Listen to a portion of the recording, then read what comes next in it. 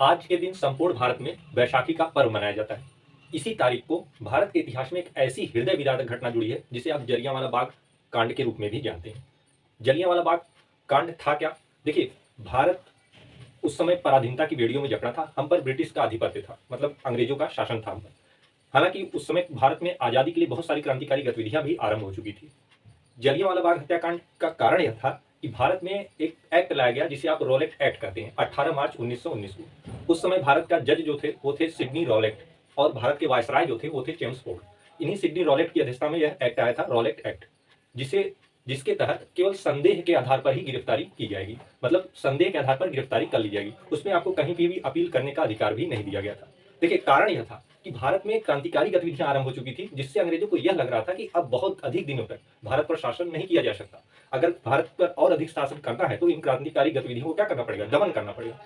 इसी के तहत वे तमाम हथकंडे अपनाते थे। उसी के तहत इन्होंने रॉलेट एक्ट को भी लाया था, जिसमें क्या था कि आपको संदेह के आधार पर गिरफ्तार कर लिया जाएगा, आपको कहीं भी अपील करने का भी अधिकार नहीं था। इसीलिए इस एक्ट को कहा जाता है कि बिना वकील, बिना अपील, बिना दलील का, और एक व्यक्ति द्वारा इसे कहा गया है कि यह काला कानून है। ठीक है, देखिए, रॉलेट एक्ट के तहत पंजाब के दो प्रसिद्ध नेताओं की गिरफ्तारी की गई थी, जिसमें सैफुद्दीन किचलू और डॉक्टर सत्यपाल शामिल थे। इसी गिरफ्तारी के विरोध में एक हंसराज नामक व्यक्ति ने जलियांवाला बाग, एक स्थान है जो पंजाब में है, अमृतसर के पास, ठीक है, उस जलियांवाला बाग में एक सभा का आयोजन किया। यह सभा पूर्णतः नियमतः थी, मतलब किसी भी प्रकार की गैर कानूनी उसमें गतिविधियां नहीं थी। पूरी जनता उसमें निहत्थी थी, ना ही कोई हथियार ले जाया गया था।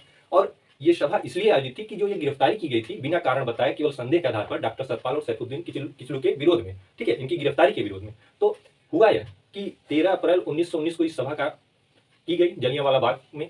उस समय पंजाब का जो जनरल था ओ डायर, जिसके कहने पर आर डायर ने जलियांवाला बाग में उस निहत्थी जनता को, लगभग वहां पे 8,000 से 10,000 लोग सम्मिलित थे उस जनसभा में, निहत्थी जनता पर गोलीबारी कर दी, जिसमें लगभग 8,000 लोगों की मृत्यु हो गई। मतलब इतनी हृदय विदारक घटना थी कि गोलियां चला दी गई उन पूरी सभा पे।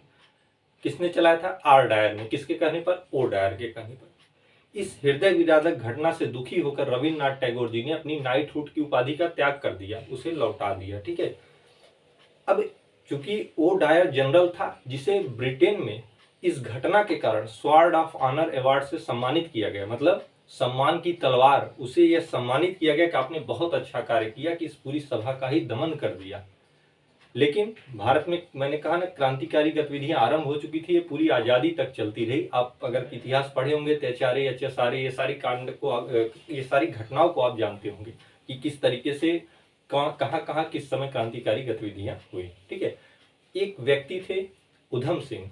उधम सिंह ने ब्रिटेन जाकर ओ डायर की गोली मारकर हत्या कर दी। उन्होंने इसका बदला लिया। ब्रिटेन में उन्होंने ओ डायर को गोली मार के हत्या कर दी। मतलब क्रांतिकारी में, भारत के क्रांतिकारियों में इस तरीके से नाराजगी थी कि वो ब्रिटेन में उनको मार दिया, ओ डायर को, जिसने क्या किया था? गोली चलवाई थी यहाँ पे जलियांवाला बाग हत्याकांड में। ठीक है, और किसने चलाई थी? आर डायर ने। किसके कहने पर? ओ डायर को। ओ डायर क्या था? जनरल था उस समय पंजाब का। ठीक है, जिसके कारण उधम सिंह को मार्च 1940 में फांसी की सजा हो गई।